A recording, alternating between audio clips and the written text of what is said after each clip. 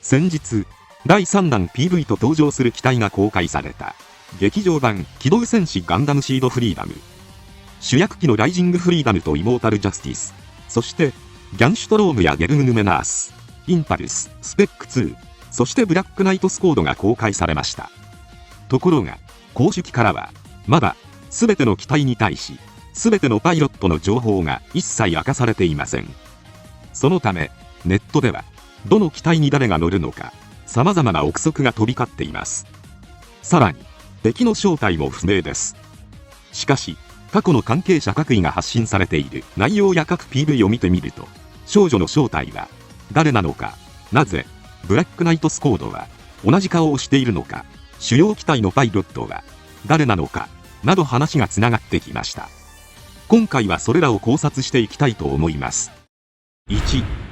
ファウンデーションの正体。まず、劇場版の舞台はコズミックイラ75年。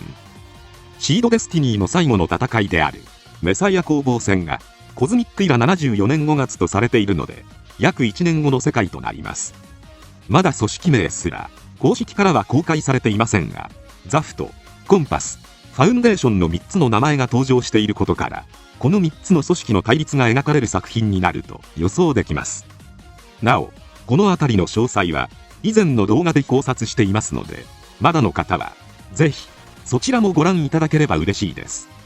この中で、キラやラクスがコンパス部隊だとして、アウラマハハイバルを筆頭にした組織がファウンデーションだと思われますが、この組織が何をしているかは不明です。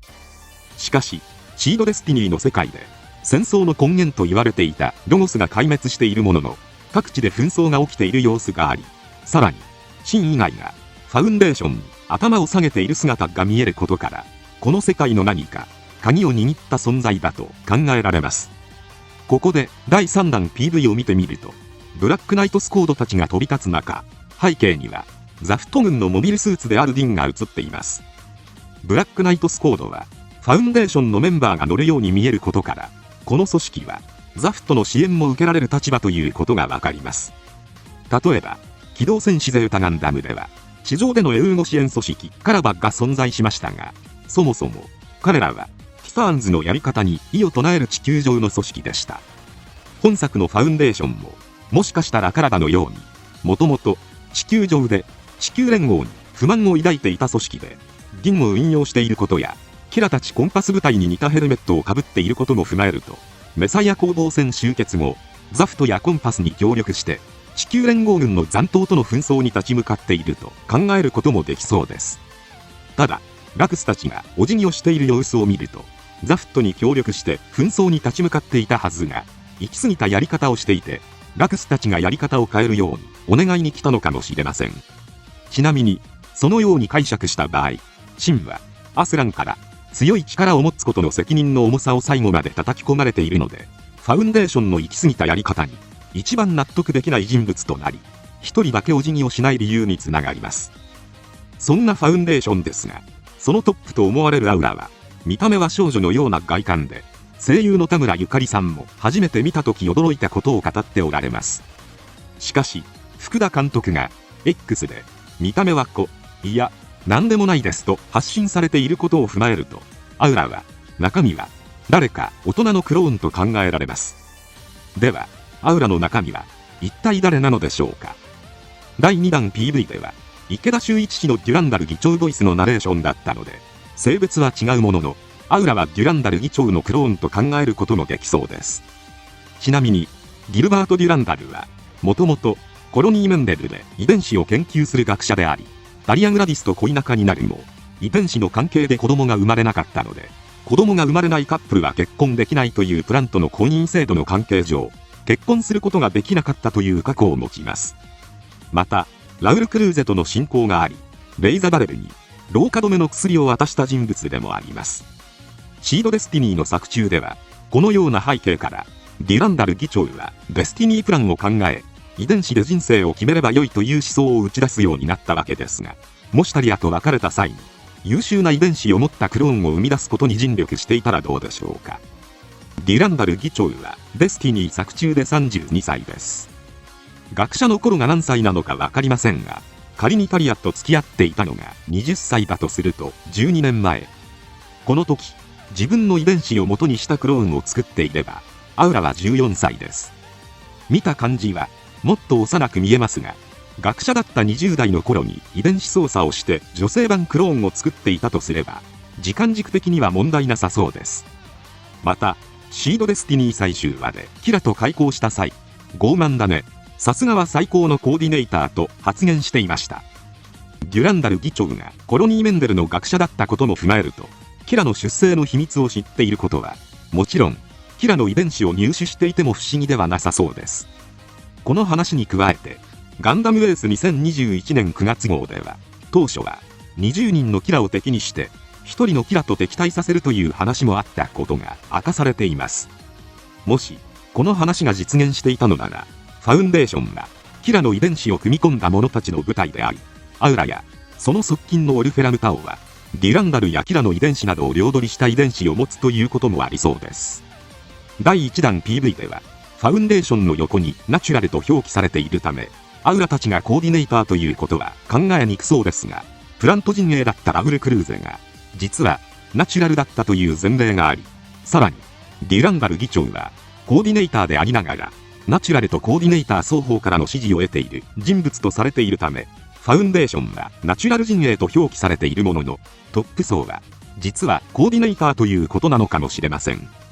ちなみに、もしもファウンデーションの戦闘員たちが本当に全員ともキラの遺伝子を持っている場合、彼らの登場機であるブラックナイトスコードがフェイスマスクの中身が見えないようになっているのは、キラの影となる存在という意味を持たせてあると考えられるのではないでしょうか。ますますミストバーンと同じ感じがしてしまうのは、きっと気のせいでしょう。2. どの機体に誰が乗るのか。先日、登場する機体が発表されましたが、まだ全機体明かされたわけではないと考えられる話がいくつかあります。まず、福田監督は、X で、モビルスーツが発表になりましたね。今回は正式採用の機体ですね、と発信されていました。今回は正式採用の機体という言葉から、まだ発表されていない機体が存在する可能性がありそうですが、そもそも誰がどの機体に乗るのかが全く不明です。今回公開された機体では、まずライジングフリーダム。第3弾 PV の冒頭では、キラが出撃する様子が映っていますが、キラヤマト、行きます。と言っているのみで、フリーダム、行きますではありません。さらに、福田監督は、X で、誰がどの機体に乗るとか、まだ全然発表されてない。キラですら、行きます。としか言っていない。でも、あの流れでフリーダムに乗るのは、キラじゃないとか言ったら暴動ですよね、と発信されています。PV の発信の様子を見る限りは、キラ登場機にしか見えませんが、不思議な点が一つあります。それは、こちらのシーン。ヘルメットの色合いから、これはキラで、目が、だんだん赤く変わっていきます。第2弾 PV で、キラの目が赤くなっていたことから、キラが焦っているのか、闇落ちするのか、それとも誰かを殺してしまうのか、など様々な意見が飛び交っていましたが、赤い目に関しては、新たに週刊文春プラスで記載された関係者各位のインタビューでは、キラの本当の内面が明かされるといったことが書かれていたり、キラは、もともと不殺主義ではなく、ただできるだけ殺さないようにしているだけなので、不殺主義というイメージが広まったのは納得がいかないということを、福田監督がブルーレイ特典で語っておられるため、個人的には、キラの焦りを視覚的に演出したものだと思っていますが、目が赤くなる理由は今のところ不明なので、一旦置いておきます。本題としては、このシーンの直後、キラの目にライジングフリーダムが映ります。ということは、これは、キラがライジングフリーダムを見ているシーンということです。格納庫の機体を見ているシーンでは、ただの演出では、という意見も見られますが、個人的に違和感があるのは、フェイズシフト走行をオンにしているので、機体色がついていること、そして、レールガンをすでに展開しているという点です。キラがライジングフリーダムのパイロットなのであれば、キラの目に機体が映るわけがありません。そして、この後、ライジングフリーダムの戦闘シーンが映ります。監督の話も踏まえると、冒頭の出撃シーンや後半の戦闘シーンは、キラが操縦しているシーンで、レールガンを撃つシーンは、キラではなく、別の人物が操縦していると考えることもできそうです。後半のシーンでは、105ダガーの腕部や頭部を破壊し、続いて、脚部を破壊していることから、敵を殺さないようにしているように見えるので、キラのゲイトウのように見えますが、キラの目に映ったライジングフリーダムがレールガンを打ち出しているシーンだけは、一時的にシンや別の人物が操縦しているということもありそうです。それ以外の機体についても謎があります。インパルスはスペック2ということで何か改良されていると思われますが、HG 版アンプラの説明を見る限り、色合いが少し落ち着いた以外は従来機との違いが分かりません。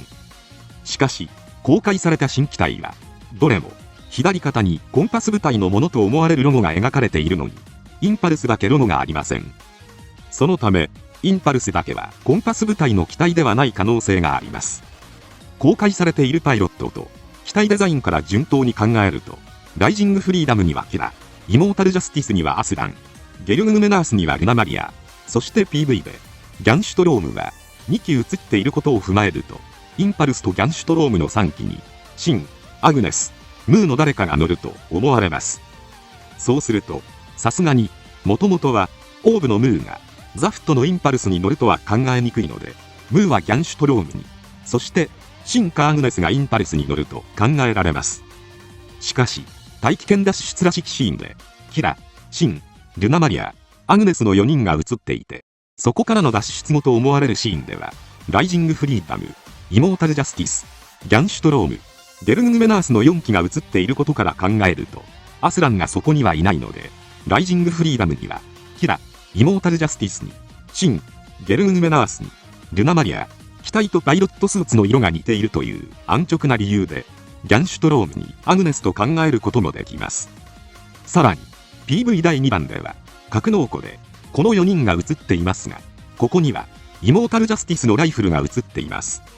アスランは PV 内ではスパイ活動をしているようにも見えるものの、第1弾 PV ではラクスたちと共にファウンデーションへ赴いているかのような描写があり、さらにコンパス部隊の文様が入ったパイロットスーツが公開されているので、最終的にはジャスティスに乗ると思われますが、ラクスが輸送のためにインフィニットジャスティスに一時的に登場したように、シンが一時的にライジングフリーダムやイモータルジャスティスを操縦することがあるのかもしれません。いずれにしてもギャンシュトロームにアグネスが乗るのであれば、シンがインパルス、ムーはもう一機のギャンシュトロームになりそうです。ただシードデスティニーの後日談でもシンはアスランと喧嘩しているくらいなので、個人的にはシンがアスランの機体を輸送するとは思いにくく、さらにアスランといえばモテキャラで女性関係でいろいろ起きる人物なので、イモータルジャスティスの輸送はアグネスが行い、アグネスはその後インパルスに登場。シンは最初からギャンシュトロームに乗るという流れもありそうです。3. まだ見ぬ新機体。ライジングフリーダムとイモータルジャスティスはリガ随的な前座の機体で、さらなる最終機が控えているように個人的には感じていますが、そもそもまだ明かされていない機体は何機いるのでしょうか。考えられる機体を見ていきたいと思います。まずイザークとディアッカ登場機。前作の最終戦ではグフイグナイテッドとザクオーリアに登場していた2人。ザフットのパイロットスーツはデスティニーの頃から変わっていませんが、今作ではそもそも PV にザクもグフも登場していないので、別の機体に乗る可能性もあるのかもしれません。次に暁です。暁はオーブの機体なので、かがりの元に返却されている可能性があります。コンパスがザフトやオーブの技術で開発された機体を運用しているとしても、オーブの象徴たる暁が前線に出てくると、他国を侵略しないというオーブ理念に批判が集まるはずなので、冒頭では登場しなさそうです。人気機体なのでさすがに出ると思われますが、もしムーがギャンシュトロームに乗ると暁に乗れそうなパイロットがいなくなるので、どういった立ち位置で出るのか気になるところです。次にドムトルーパー3人組です。パイロットスーツの模様が黒い3連星を模した角付きヘルメットからマッドアングラー体を思わせる2つ目の模様に変わっています。本作でドムが出るのか全く不明ですが、マッドアングラー体オマージュでシードバンズモック、アッガイ、ゴッグ、グラブロなどが出るか、2つ目の模様なだけに物合いの機体ではない新型機が出る可能性もありそうです。